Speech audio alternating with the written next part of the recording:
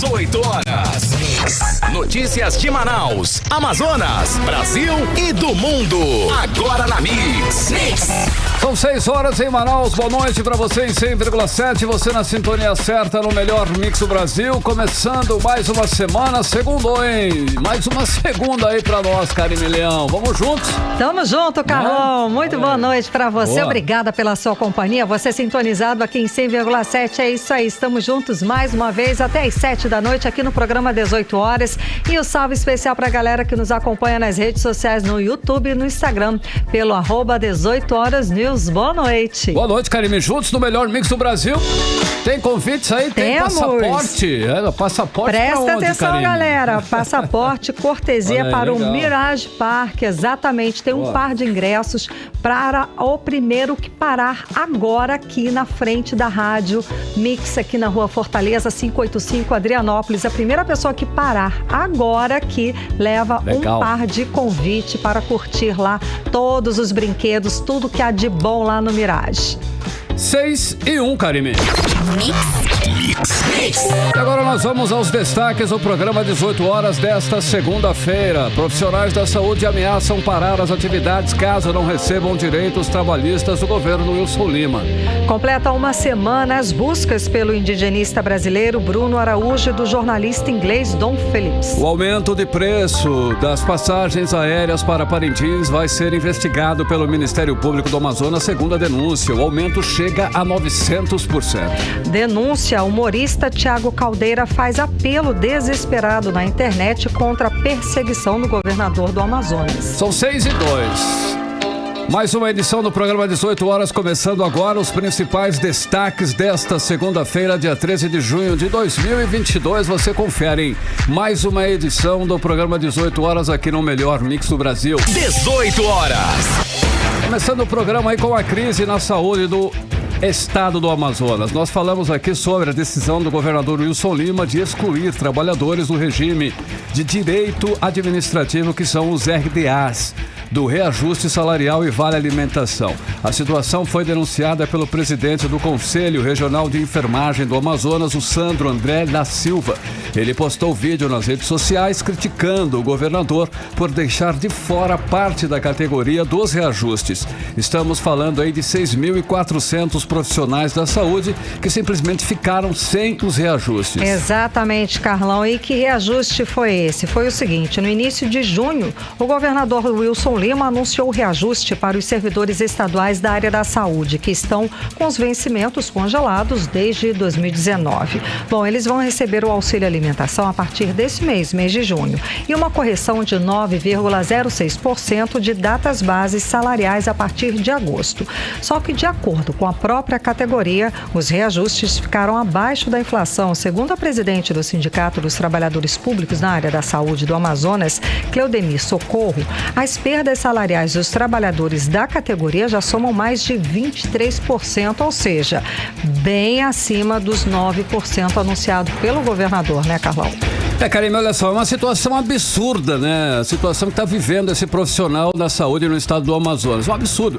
Hoje de manhã, um grupo dos profissionais contratados por regime de direito administrativo fez um protesto em frente à sede do governo para cobrar o pagamento desses direitos. A categoria, inclusive, ameaça paralisar as atividades caso não receba ticket alimentação e risco de vida. A repórter Odineia Araújo tem os detalhes pra gente agora no 18 horas. Eles correspondem a quase 80% da mão de obra dos hospitais e demais unidades de saúde e podem levar o sistema mais uma vez ao colapso caso paralisem as atividades.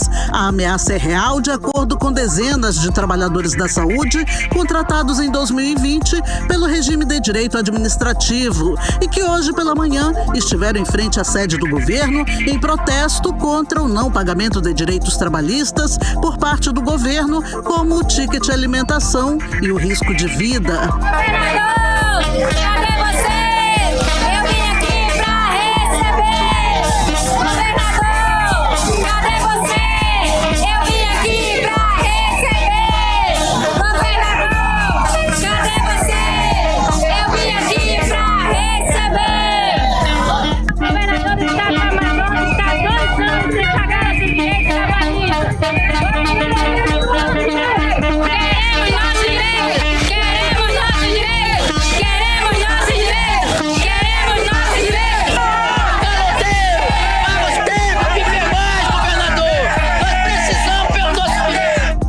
insatisfação dos trabalhadores explodiu após o governador Wilson Lima anunciar na semana passada o pagamento de R$100 a mais no auxílio alimentação e correção de 9,06% de database atrasada para os trabalhadores efetivos e concursados da saúde e deixar os RDAs de fora. Estamos aqui reivindicando os nossos direitos. Somos temporários, porém não ganhamos como os demais que estão morrendo aí no hospital.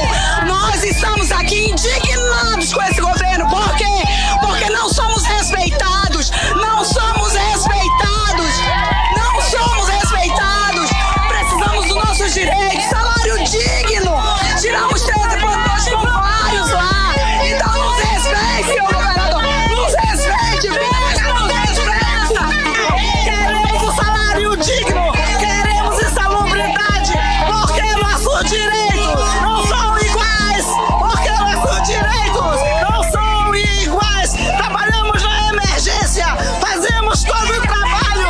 E aí, por que você não paga o nosso salário igual? Os RDAs tiram 13 plantões no mês, enquanto que os efetivos e estatutários tiram apenas 10, além de ganharem mais e terem direito a R$500 de ticket alimentação, que agora passará para R$600, além de receberem risco de vida e insalubridade.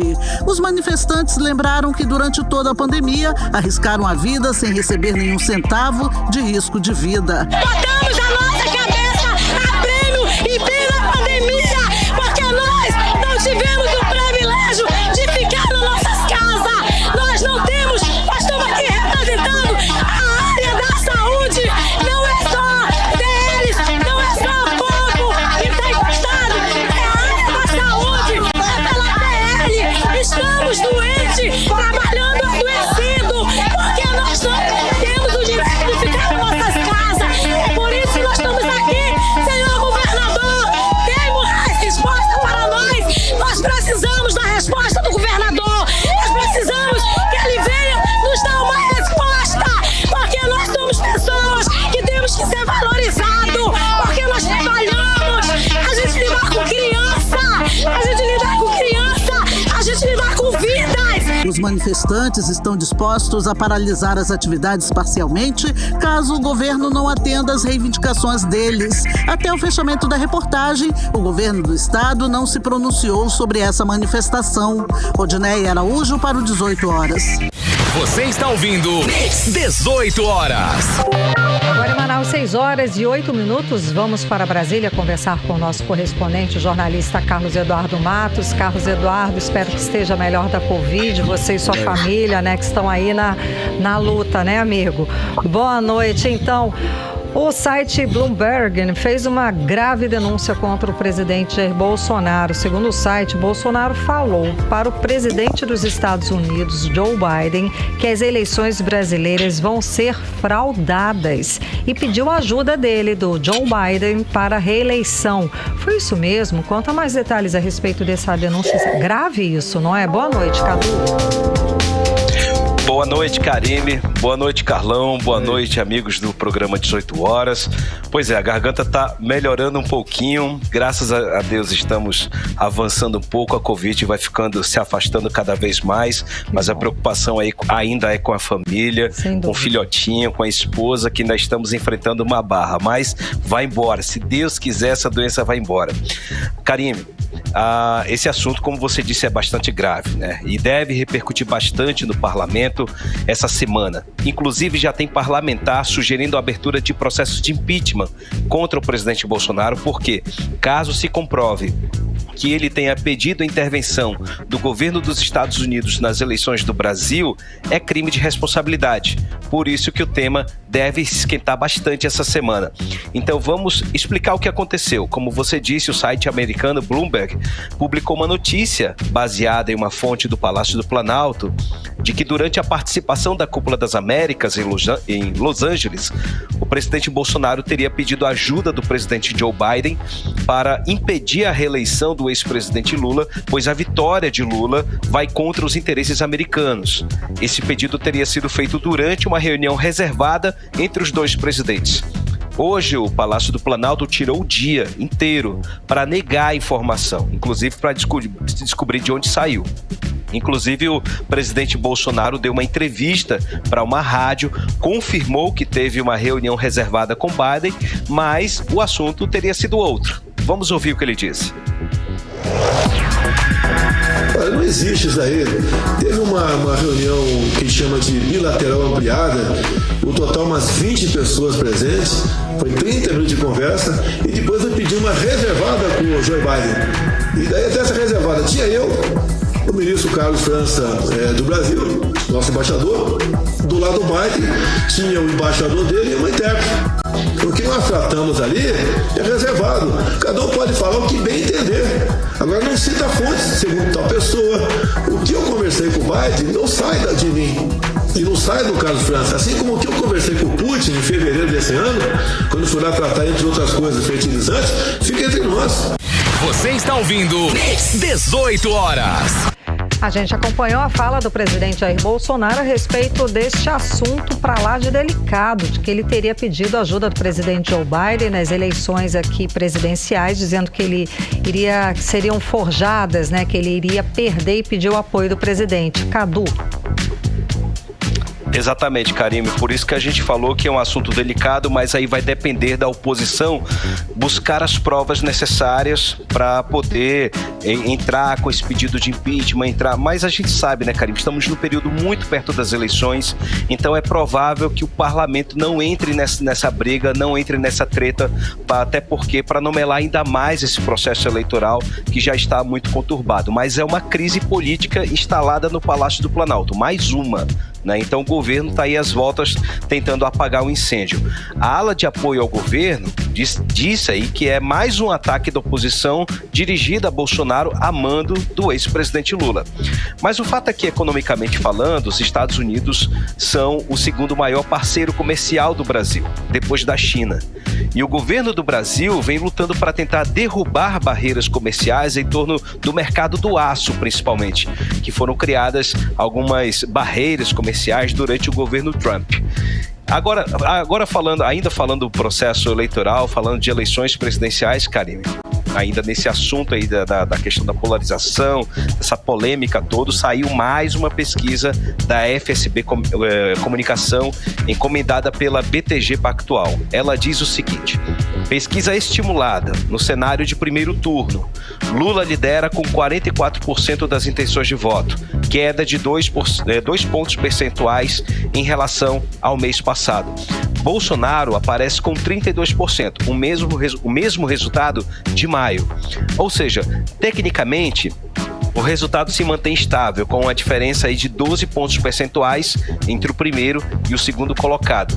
No cenário de segundo turno, aí que mora o problema, Karime. Lula venceria as eleições com 54% dos votos e Bolsonaro teria 36%. Problema para o governo, né? Diferença, portanto, aí de 18 pontos percentuais. É um resultado parecido com as demais pesquisas. E esse cenário é o que mais preocupa o governo federal nesse momento, que não consegue, por causa da fraqueza das medidas efetivas de combate à inflação, principalmente, não consegue avançar nas pesquisas e garantir um pouco mais de sobrevida na economia. E quanto à terceira via, Ciro Gomes tem 9% e Simone Tebet tem 2%. Ou seja, o caminho, Karime, é de polarização e de uma eleição plebiscitária, onde o eleitor parece que enxerga somente essas duas opções. Karime e Carlão. Cadu, olha só, o ex-governador de São Paulo e também ex-pré-candidato à presidência da República, que é o João Dória, ele desistiu de vez da vida pública, é isso mesmo? Procede? Ô, Carlão, nessa daí eu não acredito não, viu? Mas ele saiu decepcionado, saiu chateado, viu? Arranhado. Depois que ele foi...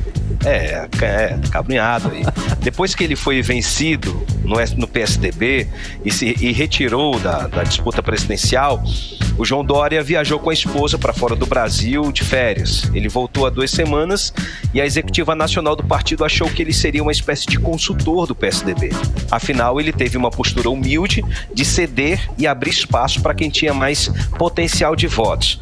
Só que hoje ele deu a notícia de que vai dar um tempo na vida pública e voltar à iniciativa privada, onde ele atua principalmente no setor de marketing, de comunicação. João Dória, Carlão, é um empresário muito bem sucedido, prefeito do estado de São Paulo, com um patrimônio avaliado em 180 milhões de reais. No Twitter, ele disse o seguinte, abre aspas, a partir do próximo mês, retorno minhas atividades na iniciativa privada. Deixo a vida pública com senso de dever cumprido. Pelos meus erros, peço desculpas. Pelos meus acertos, cumpri a minha obrigação. Fecha aspas. Chateadíssimo, né? Acabrunhado, melindrado, enfim, né? E para finalizar o nosso loop, Carlão, tá surgindo aí uma nova dupla sertaneja. Ciro e Simone. Já ouviu falar? Já ouvi falar. Bela dupla. Grande dupla, né? É. Ciro Gomes e Simone Tebet. Ambos pré-candidatos da terceira via. Parece que estão aí estreitando cada vez mais os laços políticos, tentando alinhar juntos ali um discurso alternativo para tentar se afastar da polarização de Lula e de Bolsonaro. Afinal, essa tem sido a proposta de ambos. Nesse fim de semana, Simone Tebet disse que ela e Ciro Gomes estão no mesmo lado da história. Na verdade, essa tentativa de aproximação já tem um tempo.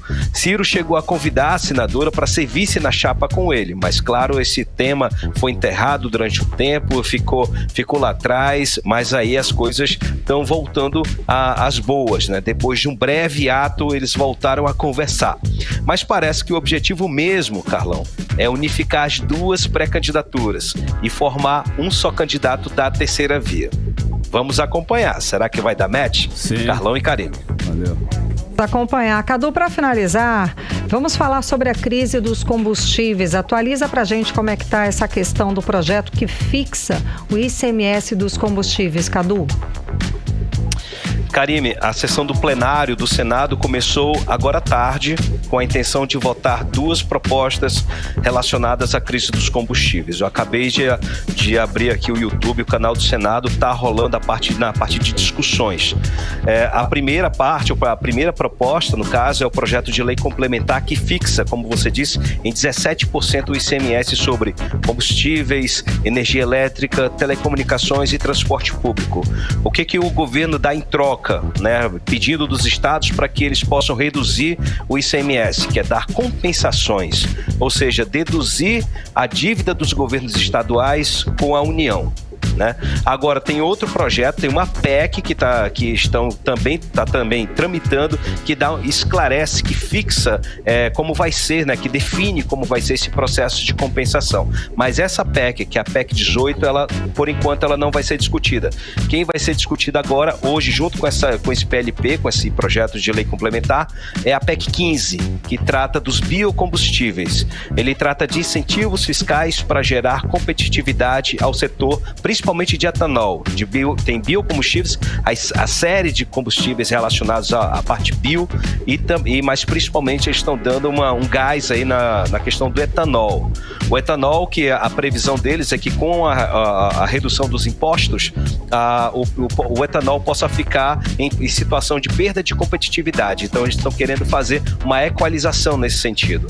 Agora, Karime, vocês falaram sobre a questão do Bruno Fonseca e do jornalista Dom Phillips. Sim, né? sim. Hoje a sessão foi aberta pelo presidente Rodrigo Pacheco e ele chamou a atenção sobre isso, viu? A abertura da reunião de hoje, da sessão de hoje, foi com um pronunciamento feito pelo presidente Rodrigo Pacheco sobre essa questão, exigindo das autoridades a máxima atenção em torno das investigações. Vamos ouvir o que ele disse. Nós não queremos precipitar o que de fato aconteceu com o Bruno Pereira e com o Dom Phillips, mas caso se confirme o fato de terem sido eventualmente assassinados, caso isso se confirme, é uma situação das mais graves do Brasil. Assim como nós já presenciamos promotores de justiça no seu mundo de acusar, sofrendo atentados e alguns pagaram com a vida, juízes, magistrados julgando a criminalidade organizada e igualmente sacrificados em função disso, crimes políticos de atentados a parlamentares em função da sua atividade política, a prefeitos municipais. faz, a jornalistas que por vezes perdem a vida em função do seu mistério de denunciar, de investigar. Tudo isso, para além do sentimento humano da vida que se perde no atentado dessa natureza, há uma ofensa ao Estado brasileiro, há uma ofensa às instituições gravíssima. E nós, do Senado Federal, não podemos tolerar essa atrocidade. Você está ouvindo 18 horas. A gente acompanhou a fala do presidente do Senado, Rodrigo Pacheco. Não podemos tolerar essa, só que já são tantas atrocidades que acontecem nessa natureza aqui na região que, infelizmente, parece que foi preciso acontecer com um personagem internacional. Exato, exatamente. Para que haja essa cobrança. Exatamente. O Brasil inteiro está mobilizado porque um jornalista inglês ele foi assassinado, né? Possivelmente, né, cara? A gente não sabe, a gente ainda... Tudo indica que tenha ocorrido isso, mas parece que o Brasil está descobrindo a Amazônia nesse momento, o que é lamentável, né? E a gente lamenta mais ainda esse crime bárbaro, o que aconteceu aí com o jornalista e com o indigenista. Volto com vocês, Karime e Carlão. Obrigada pelas informações, Cadu. Aqui a gente ainda segue otimista, esperando boas notícias para as famílias, tanto do jornalista quanto do indigenista. Seguimos otimistas, mas de qualquer forma é um desaparecimento até agora, 7 dias, é grave mesmo. Obrigada pelas informações, Cadu. Boa noite, bom trabalho. Tchau, gente. Um abraço. Até amanhã. Tchau, tchau. Valeu, Cadu. 6h22, você no melhor Mix do Brasil. 18 horas. Olha hoje, hein?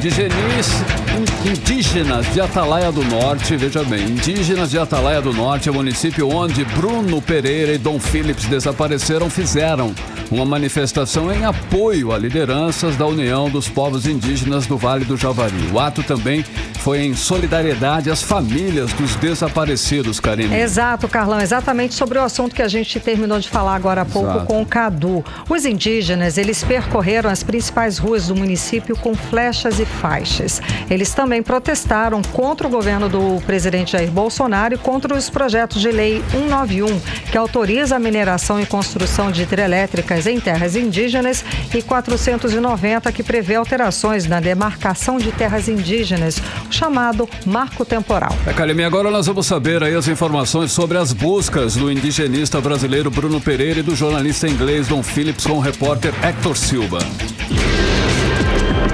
O desaparecimento do jornalista Dom Phillips e do indigenista Bruno Araújo Pereira completa 8 dias. No domingo, foi encontrado equipamentos e roupas que provavelmente pertencem à dupla, já que entre o material estava um cartão de saúde no nome de Bruno Araújo e roupas que pertenciam a Dom Phillips. Segundo o procurador jurídico da Unijava, Eliésio Marubo, o material foi encontrado por indígenas. Eu quero enaltecer 2 pontos. Um é a equipe da União dos Povos Indígenas do Vale do Javari, da Univagem, que está compondo com mais de 50 pessoas fazendo o trabalho sério, o pente fino mesmo, centímetro por centímetro, buscando tanto em rio, dentro de cima de canoas pequenas, em terra. E também enaltecer o trabalho da Polícia Militar de Atalaia do Norte, aquele destacamento que ali está, que em nenhum momento, quero frisar, deixou a União dos Povos Indígenas à mercê, e acompanhando dia e noite, de madrugada. Então é necessário enaltecer, e aos povos indígenas que ali estão. É justamente por esse trabalho de pente fino feito pela população indígena que foi encontrado o material do Bruno e de Dom Phillips. Hoje, ainda pela manhã, a esposa de Dom afirmou que foi informada de que 2 corpos foram encontrados, mas a Univaja e a Polícia Federal desmentiram a versão. A equipe responsável pela operação disse que as buscas continuam e aguardam a análise de todo o material que já foi coletado. Hector Silva para 18 horas. Você está ouvindo 18 horas. 6h25 em Manaus, você no melhor Mix do Brasil, programa 18 horas, a notícia, a informação, os destaques do dia, você confere, hein? Vamos juntos com você até às 7 da noite, daqui a pouquinho, aqui no 18 horas, nós vamos comentar aí sobre o humorista Tiago Caldeira, fez aí inclusive um apelo desesperado na internet contra a perseguição que vem sentindo aí do governador do Amazonas. É o nosso assunto em instantes aqui no 18 horas. 18 18 horas. E agora, quando são 6 horas e 25 minutos, nós vamos conferir a previsão do tempo para esta noite, madrugada de terça, segunda e terça. Previsão do tempo com Karime Leão. Previsão do tempo. Segundo informações do Clima Tempo, esse dia de Santo Antônio, né, Carlão? Olha Dia isso. 13 de junho. Santo Antônio. A previsão para a noite é de períodos de nublado com chuva a qualquer hora. A mínima prevista é de 23 graus. A máxima fresquinha, gente, não deve passar dos 28 graus. As chances de chuva são de 83% e a umidade relativa do ar fica entre 74% e 99%. Olha, o Rio Negro, em Manaus, voltou a subir depois de 4 dias estabilizado. Em 3 dias, encheu 5 centímetros e alcançou a marca de 29 metros e 66 centímetros nesta segunda-feira. Os dados são do Porto de Manaus. A cota atual do rio já ocupa o 5º lugar no ranking das maiores cheias registradas em Manaus. Foi registrado, inclusive, em 2015, Karine. Exato, Carlão. Vale lembrar aqui que, segundo o Serviço Geológico do Brasil, a previsão para a cheia total deste ano era com máxima de 29 metros e 65 centímetros, ou seja, a marca que foi superada hoje, como você disse, Carlão. A repórter Nathalie Moraes traz mais detalhes pra gente. Vamos acompanhar. As cheias do Rio Negro estão superando as cotas recordes com uma frequência maior do que o esperado. Em 2021, o rio atingiu a marca de 30,2 metros no dia 16 de junho, o maior registro já feito desde o início da medição em 1902. Podemos dizer que no século XXI, Manaus já passou por 8 cheias extremas, sendo 3 delas consideradas as maiores já registradas, que aconteceram nos anos de 2009, 2012 e em 2021. E agora, a cota atual do Rio Negro já ocupa o 5º lugar no ranking das maiores cheias registradas aqui na capital amazonense. A marca se iguala à do ano de 2015. Comparando o nível do Rio Negro com o dia 13 de junho do ano passado, a marca está 34 centímetros abaixo. Em 2021, hoje, o Rio Negro já marcava 30 metros. O Serviço Geológico do Brasil fez uma previsão para a cheia deste ano com máxima de 29,65 metros, com margem de confiança de 80%. Marca essa já superada nesta segunda-feira. Mas o órgão sempre alertou que não há como prever uma cota com exatidão. A pesquisadora em geociências do CPRM, Luna Gripe, explicou que o Rio Negro e os Solimões ainda estão enchendo e isso reflete na subida das águas aqui em Manaus. Os 2 rios são os principais contribuintes para o grande volume de águas na nossa capital. Os Solimões têm a confluência com o Negro muito próximo aqui à nossa região. Então, quando os Solimões eles se encontram com o Negro, eles impactam no comportamento um do outro, como se um rio estivesse represando o escoamento do outro. Então, a gente observa uma grande correlação entre as cotas do nível do Rio Negro, aqui em Manaus, e dos Solimões em Manacapuru. Então, por isso que toda a apresentação, quando a gente vai falar de Manaus, a gente precisa falar também do Rio Solimões, precisa falar também do Amazonas. Na verdade, o Amazonas ele é a soma, né, do Negro com os Solimões, e acaba que, como a gente está numa região muito plana, a gente está falando de rios de muito grandes magnitudes, é um volume de águas absurdo que chega aqui. Então, a inércia desse volume de águas ela é grande. Então, a gente observa um comportamento muito semelhante, tanto no Negro em Manaus, e ele mesmo Negro subindo, né, em direção a Barcelos, Solimões em Manacapuru, até a região de Coari, e o Amazonas, Itapatiara, Parintins, toda essa região ela acaba se comportando de maneira muito semelhante. Do dia 7 até o dia 10, o Rio Negro ficou estabilizado. Voltou a subir 1 centímetro no último sábado, dia 11, e neste domingo, dia 12, 2 centímetros. Já nesta segunda-feira, o nível do Rio Negro subiu 2 centímetros, totalizando 5 centímetros em 3 dias. Das 62 cidades do Amazonas, 42 estão em situação de emergência por conta da cheia deste ano. Quase 500 mil de famílias já foram afetadas. Outros 17 municípios aqui do estado estão em situação de alerta. Nesse grupo estão a nossa capital Manaus, Barcelos e São Gabriel da Cachoeira. Nathalie Moraes para o 18 horas. Você está ouvindo 18 horas.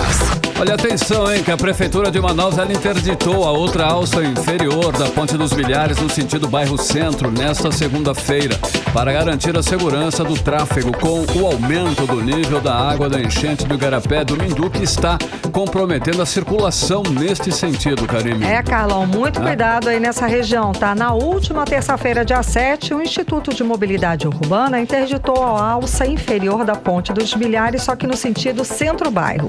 A medida também alterou as rotas dos ônibus que passam pela região. A área fechada está sinalizada e monitorada por agentes de trânsito e fiscais de transportes. E só quando as águas começarem a baixar, o trecho vai ser reaberto para o tráfego. 18 horas. Nós vamos falar agora sobre um assunto que ganhou aí as redes sociais neste fim de semana. Foi o apelo desesperado que o humorista Thiago Caldeira, o Cabucão, né, ele fez na internet contra a perseguição do governador do Amazonas, Karine. Olha aqui. Pois é, fato, Carlão, né? Depois de perder o pai na pandemia da Covid-19, justamente naquela época, em janeiro de 2021, com a crise do oxigênio, o pai dele morreu por essa falta de oxigênio aqui no governo do estado. O humorista começou a fazer críticas contra a gestão de Wilson Lima. Segundo ele, a partir daí, começou aí uma série de perseguição. Ele já foi intimado pela polícia e agora está morando escondido com a família, porque tem sido vigiado noite e dia. Karime, nesse fim de semana ele foi informado que, a pedido do governador Wilson Lima, ele está fora da apresentação do Festival Folclórico de Parintins, evento do qual ele participa há 20 anos. A repórter Odineia Araújo conta pra gente os detalhes agora dessa perseguição ao humorista. Você talvez não conheça o Thiago Caldeira, mas o Abdias, o Cabucão, com certeza você já ouviu falar. Luris Ambeck is on the table. For everyone that live speak English on the class, my name is Abdias da Silva Caldeira. Nascido e criado com mingau de cruelha, com o pé até no tuco de frieira. Conhecido no interior, o famoso bananeira. Sai fazendo filho, espalhando pela beira. Mas na hora de pagar pensão, faz que nem um poqueca, sai na carreira. Em 2021, durante a segunda onda da pandemia da Covid-19 no Amazonas, a alegria do humorista entristeceu. Assim como as mais de 14 mil famílias do Amazonas, Thiago Caldeira, o Abdias Cabucão, perdeu o pai por falta de oxigênio no estado. Eu perdi meu pai, infelizmente a minha família toda chora até hoje, sofre. Está fazendo 10 meses aí de falecido. Perdemos meu maestro, meu tecladista Patrick Teclas, devido à incompetência de um governador corrupto que está aí no poder, né? Para mim me causa uma revolta muito grande. Sofro até hoje porque foi uma perda muito grandiosa para minha família, porque meu pai era o esteio de tudo, era ele que fazia essa família andar. Por causa de críticas como essa, Thiago Caldeira, um dos milhares de críticos do governo do Amazonas na gestão da pandemia, começou a ser perseguido. De acordo com o humorista, o Wilson Lima tem usado seu poder como governador para o intimidar e ameaçar. A Polícia Civil estava aqui na porta da minha casa me trazendo essa intimação que era para me comparecer na Delegacia Geral para prestar um depoimento, sendo acusado de calúnia e difamação pelo senhor Wilson de Miranda Lima, o atual governador. E desde lá eu venho sendo perseguido diariamente por esse governador, entendeu? Ele mandou 2 viaturas me buscar aqui na porta de casa, fui lá prestar esclarecimento. E de lá para cá, as viaturas começaram a ficar uns carros desconhecidos na porta da minha casa. De manhã era um carro branco, de tarde um carro preto.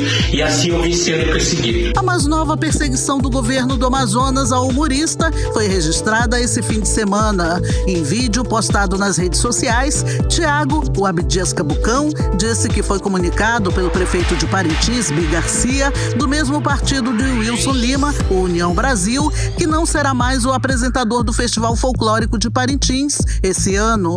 Além de ser banido da apresentação do Festival Folclórico, evento que apresenta há mais de 20 anos, o governador também mandou retirar o humorista de qualquer evento que acontecesse em Parintins. Emocionado, Abdias fez um apelo e pede a ajuda da sociedade e do poder público. Você não vai me calar. Eu peço ajuda ao povo de Parintins, eu peço ajuda ao povo do Amazonas, eu peço ajuda à justiça, eu peço apelo a cada um de vocês que me ajudem, porque eu estou simplesmente sem saída. Para onde eu vou, esse cidadão está me perseguindo. Eu estou morando escondido porque esse cidadão está me ameaçando, está me intimidando. Senhor Wilson de Miranda Lima, pare de me perseguir! O governo do estado não se pronunciou sobre as denúncias de perseguição contra o humorista. Odinei Araújo para o 18 horas. Você está ouvindo 18 horas.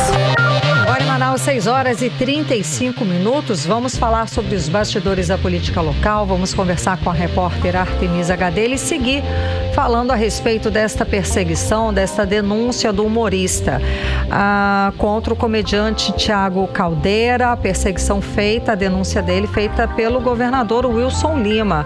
Artemisa, qual que é a repercussão do caso no meio político? Boa noite. Boa noite, Karime. Boa noite, Carlão. Boa noite a todos que estão acompanhando o programa 18 horas. Olha, a repercussão não só no meio político, né, nas redes sociais, como nós vimos, na imprensa, enfim. O artista Thiago Caldeira, ele que dá vida aí ao Abdias, o Cabucão, um dos personagens mais famosos dele, né? Ele usa justamente, como foi falado na matéria aí da Odineia, né? Usa a arte. Ele usa essa arte para fazer algumas críticas na política, mas com bom humor. Quem lembra do Cacete Planeta, do Zorra Total? Quem lembra? Todos lembramos, né? Mas o humor é uma resistência. A gente pode lembrar, mesmo na época da ditadura, com o AI-5, os grandes humoristas conseguiram fazer humor. A gente pode lembrar até da novela Roque Santeiro, o Jô Soares, Chico Anísio, grandes humoristas conseguiam fazer humor mesmo durante... O jornal O Pasquim. O Pasquim, exatamente. Gente, tá passando um filme aqui na minha cabeça com tantos exemplos, Karime. Verdade, o humor realmente é uma resistência. E como acontece isso agora com Abdias de ser perseguido pela arte dele, né? Inclusive, eu conversei com o deputado Dermilson, já que você perguntou sobre como foi a repercussão no meio político. Conversei com o deputado estadual Dermilson Chagas, do Republicanos. Ele se solidarizou, né, com o Abdias, com o artista Thiago Caldeira, e ele falou que ele vem sendo perseguido aí, não só ele, como a família dele, e essa perseguição continua também em secretarias e empresas do estado do Amazonas. Vamos acompanhar então o deputado Dermilson Chagas. Eu entrei com uma ação contra o gestor da COSAMA. E o Ministério Público toma providência em relação às perseguições aos funcionários, que foram demitidos 150 funcionários porque não curtiram nem comentaram a página do governador. Pessoas ligadas a sindicatos também foram perseguidos, processados com leis pesadíssimas, como se fosse um terrorista. Isso é um comportamento de um ditador. Você está ouvindo 18 horas. Karime, Carlão e ouvintes, ouvimos aí o deputado estadual Dermilson Chagas falando que 150 funcionários da COSAMA foram demitidos porque não curtiram a página do governador Wilson Lima. Eu conversei também com a jornalista Nauzila Campos. Ela era concursada da TV Cultura, né, a atual TV Encontro das Águas. Ela pediu exoneração porque estava sendo perseguida pela gestão, né, do governo Wilson Lima. Vamos ouvir também a jornalista Nauzila Campos. Sinceramente, é triste que essa, infelizmente, histórica censura às falas de quem é contrário ao governo aqui no Amazonas se repita em um cenário onde temos um governador jornalista no comando do Estado. Eu me solidarizo ao Abdias, presença já tradicional no Festival Folclórico, que está sofrendo essa perseguição apenas por ter opinião como pagador de impostos, como um cidadão amazonense. Também senti isso na pele quando denunciei o diretor-presidente da Fundação Televisão e Rádio Cultura do Amazonas, a antiga TV Cultura, hoje Encontro das Águas, o Oswaldo Lopes. Fiz essa denúncia pública ao perceber um esquema de rachadinha e por não tolerar mais dezenas de abusos que estavam acontecendo ali no meu ambiente de trabalho. Pedi também publicamente do governador Wilson Lima, como jornalista, que ele tomasse providências sobre o que estava havendo ali comigo e com meus colegas. E essa inércia dele está apenas mantendo o esquema lá dentro. Deixo até esse alerta ao Ministério Público, que ainda trabalha no caso. As rachadinhas continuam na TV Encontro das Águas e nada é feito pelo governador para que essa brincadeira com o dinheiro público termine. E eu lamento muito por isso. Você está ouvindo 18 horas. Ouvimos então a jornalista Nauzila Campos. O caso está no Ministério Público, como ela falou, mas nada foi feito até agora. E falando ainda do governo Wilson Lima, mas agora sobre segurança, Karime, Carlão e ouvintes, olha, um ônibus do transporte público foi alvo de criminosos nesta manhã na Avenida Rodrigo Otávio, no bairro Japim, na zona sul de Manaus. Segundo o condutor do veículo da linha 457, que faz a rota ali do conjunto Águas Claras, 2 homens armados com facas embarcaram no Terminal 2 e minutos depois anunciaram o assalto. E olha, mesmo sem resistência, viu, das vítimas, os assaltantes tentaram esfaquear algumas pessoas. E o pânico tomou conta ali da situação. Alguns passageiros se jogaram do ônibus em movimento. Vamos ouvir agora o coronel Amadeus Soares, ele que é ex-secretário de Segurança do Estado do Amazonas e de Roraima também. Isso é só para demonstrar que o Estado perdeu completamente o controle sobre a violência, não só em Manaus, mas também no interior do Estado. Eu denunciei essa história dos coletivos, porque não adianta você ficar fazendo só barreira lá na Torquato Tapajós. Tem que haver investigação em cima dos bandidos que estão praticando esse tipo de roubo. Tem que haver repressão qualificada, ou seja, investigação e prisão com provas. Não adianta ficar fazendo ficela, fazendo de conta que está fazendo segurança pública. Não existe trabalho meio sério. Ou é sério ou não é trabalho. Isso que está acontecendo é a chamada ficela. E ficela, meu amigo, o povo não acredita mais. Você está ouvindo 18 horas. Ouvimos então o coronel Amadeus Soares. Karime e Carlão, a que ponto nós chegamos em relação à nossa segurança?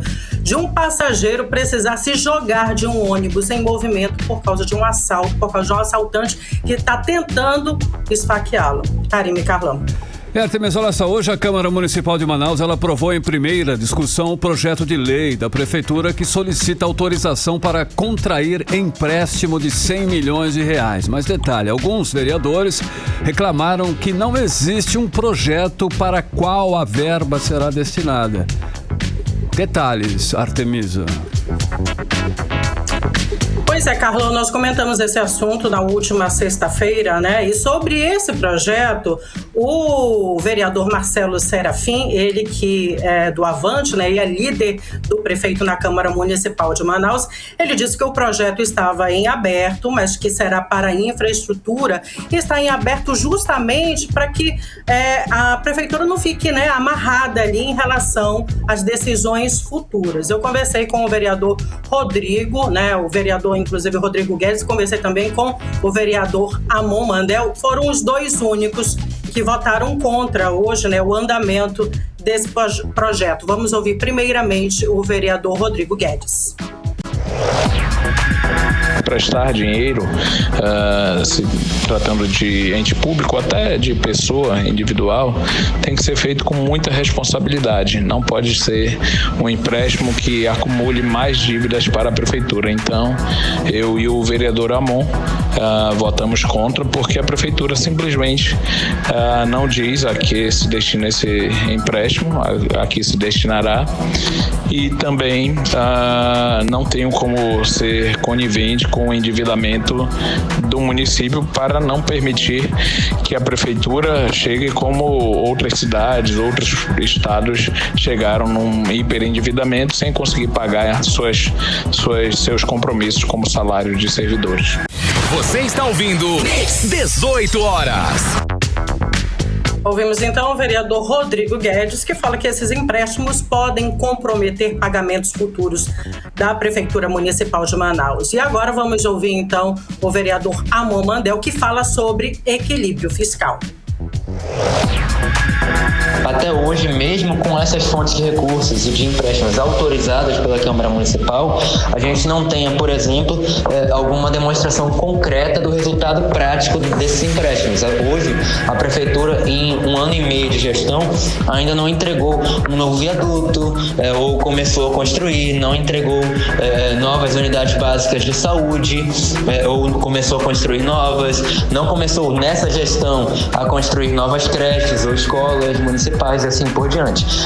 Nós precisamos de mais entregas por parte dessa gestão, não de reformas ou entregas da gestão anterior, e precisamos também de dados mais completos, mais transparentes sobre esses empréstimos. Você está ouvindo 18 horas. Ouvimos então o vereador Amon Mandel e vamos acompanhar aí até a autorização final desse empréstimo para a Prefeitura Municipal de Manaus. Karime e Carlão. Obrigada pelas informações, Artemisa Gadelha. Boa noite, bom trabalho. Ótima noite para vocês também. Até amanhã. Tchau, tchau. 6h46, você no melhor Mix do Brasil. 18 horas. Entrevista do dia. E nós abrimos o programa de hoje falando a respeito do protesto dos trabalhadores da saúde, os profissionais contratados por regime de direito administrativo. Eles cobram do governo do Amazonas o pagamento de direitos trabalhistas.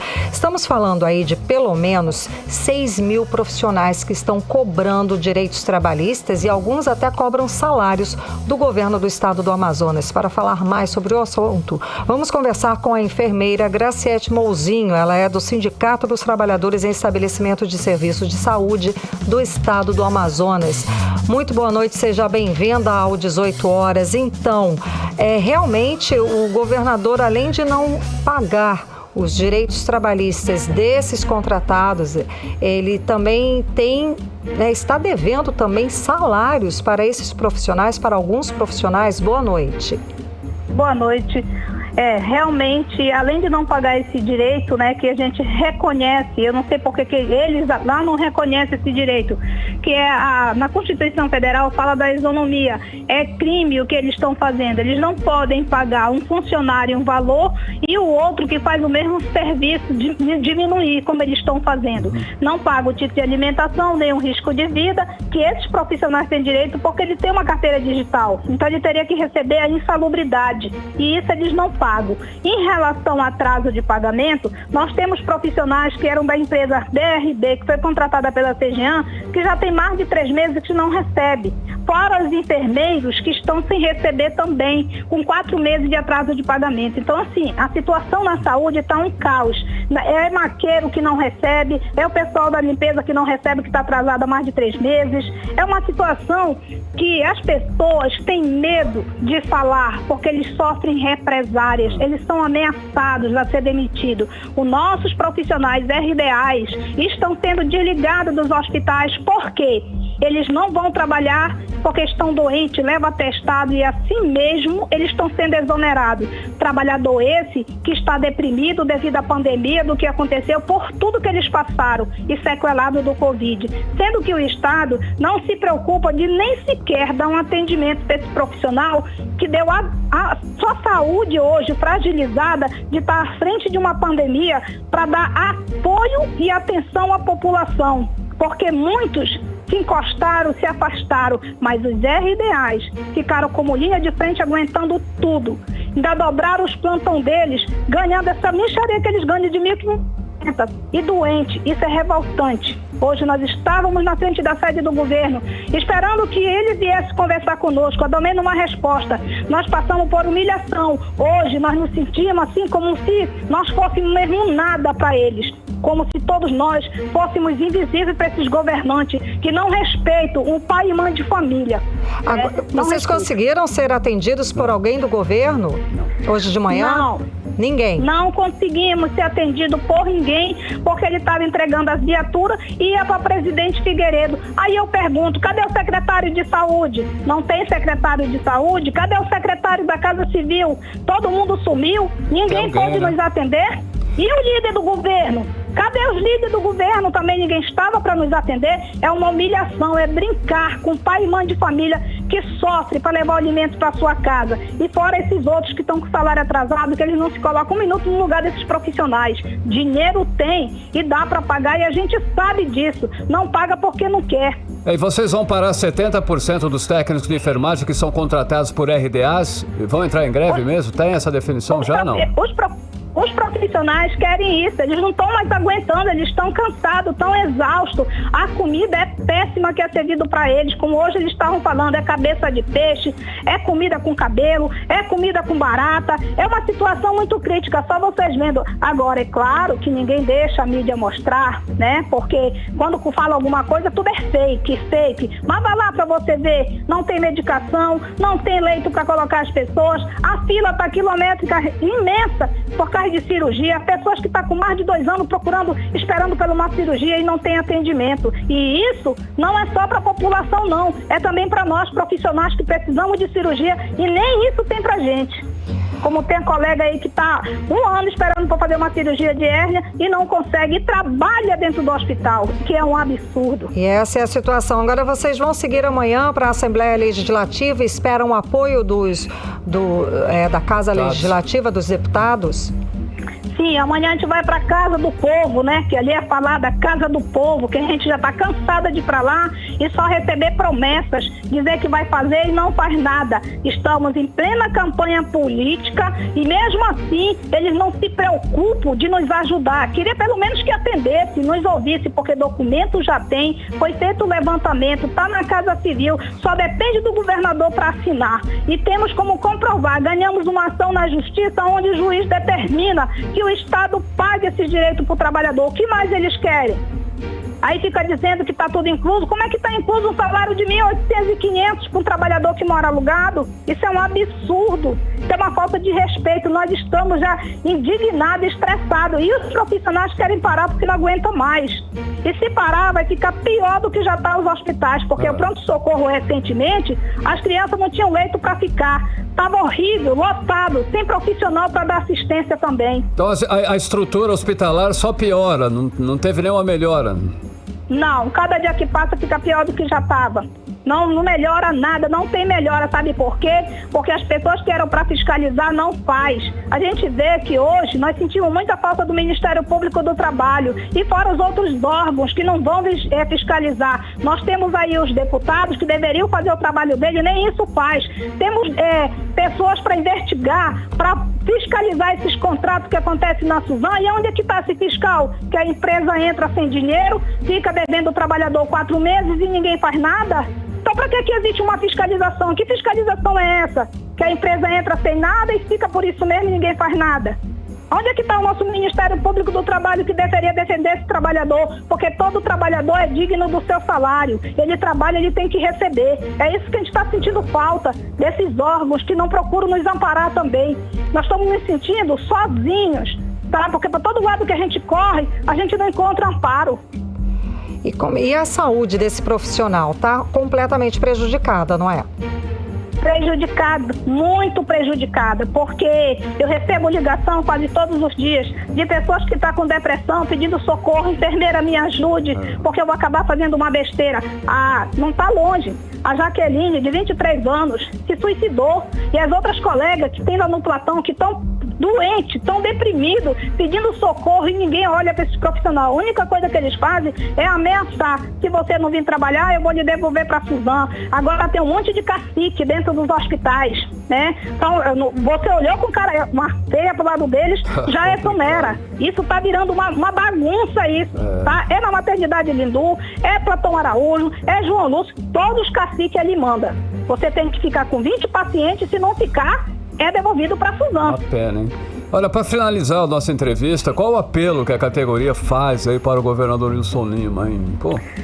O que nós queremos é que o governador pague o que ele deve para nós, porque quando ele trouxe esse contrato direto, ele foi no Vasque e falou para todos que estavam lá que ele estava devolvendo a dignidade e respeito para o trabalhador. Ele não disse que iria tirar direito, mas sim pagar todos os direitos do trabalhador. Então nós queremos que ele cumpra a palavra dele, que ele falou lá para aqueles 6.000 profissionais. É isso que nós queremos, cumprir a palavra.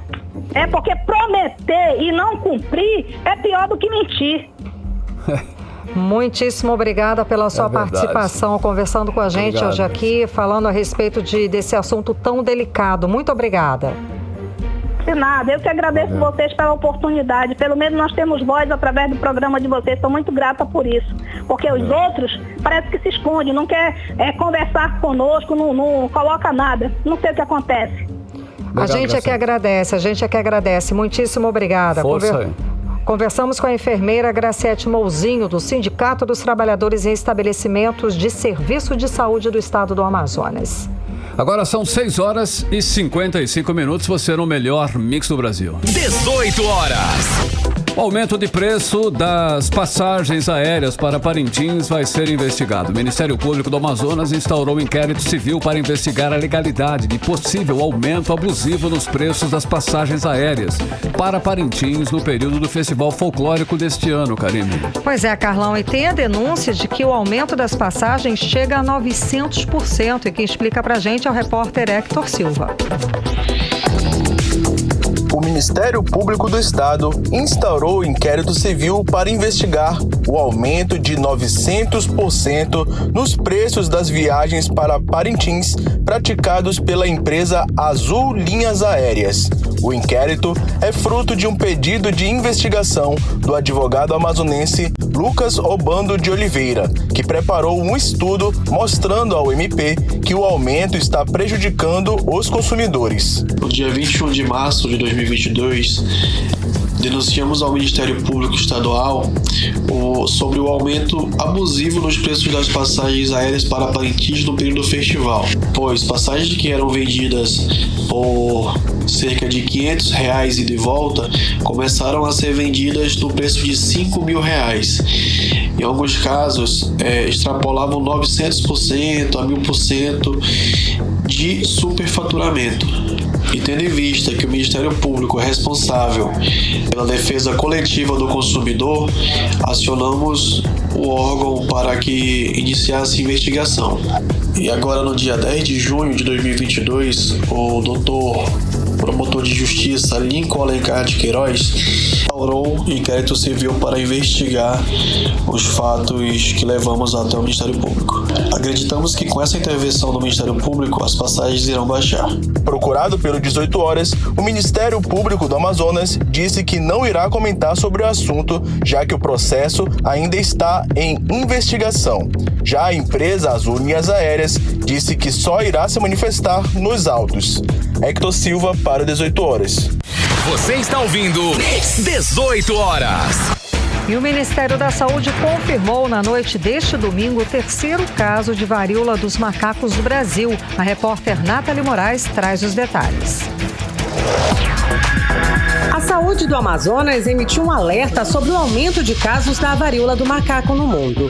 O documento está disponível no site da Fundação de Vigilância em Saúde do Estado. O comunicado de risco é assinado pela Secretaria de Estado de Saúde e também pela Fundação de Vigilância. O alerta é direcionado principalmente aos profissionais da saúde aqui do Estado. O Brasil tem hoje 3 casos confirmados de varíola dos macacos, sendo 2 em São Paulo e 1 no Rio Grande do Sul. Estão em investigação outros 6 casos suspeitos. Todos seguem isolados e em monitoramento. De acordo com a diretora-presidente da Fundação de Vigilância em Saúde do Estado, Tatiana Amorim, o documento orienta a rede de vigilância sobre a necessidade da identificação precoce de um caso suspeito da varíola do macaco aqui no Amazonas. É importante que os profissionais de saúde do Estado estejam preparados para o monitoramento da doença antes que chegue ao Amazonas e estejam com as devidas orientações sobre como proceder na vigilância laboratorial, prevenção e controle da doença, mesmo que o Amazonas não tenha casos confirmados. As autoridades destacaram que os profissionais de saúde devem atender os casos suspeitos ou confirmados para a varíola do macaco com precauções padrão de contato de gotícula, o que inclui a higienização das mãos, uso de óculos, máscara cirúrgica, gorro e luvas descartáveis e, se possível, isolar o paciente em um quarto privado. As preocupações devem ser aplicadas a todos os estabelecimentos de saúde, incluindo os serviços de pacientes ambulatoriais e hospitalares.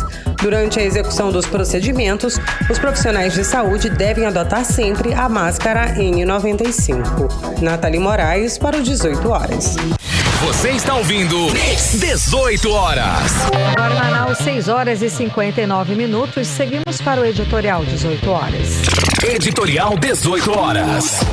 Duas notícias neste final de semana deveriam preocupar a população do Amazonas. A primeira, o apelo dramático de um artista que criticou a gestão do governo do Amazonas na pandemia e diz que está sendo perseguido pelo governador Wilson Lima. A outra, a de um policial militar, membro da equipe de segurança do governador, que usou o carro da Casa Militar para entrar em um condomínio sem mandado judicial para fazer cobrança. Os dois fatos mostram a escalada da quebra de regras democráticas e legais no Estado. Um envolver o homem mais poderoso do Estado, envolve acusado de perseguir um artista. O outro envolve um membro do governo de relacionamento próximo ao governador em um caso de violação da lei. É preciso que a sociedade se manifeste claramente contra a quebra de regras da democracia, ou todos estarão sujeitos a consequências inimagináveis de perseguições por parte de um Estado ditatorial. 18 horas. 7-1, Karime, boa noite. Boa noite, um beijo, até amanhã. Até amanhã, continue bem, continue em 100,7. Você ouviu 18 horas. As notícias do Brasil e do mundo. De volta amanhã.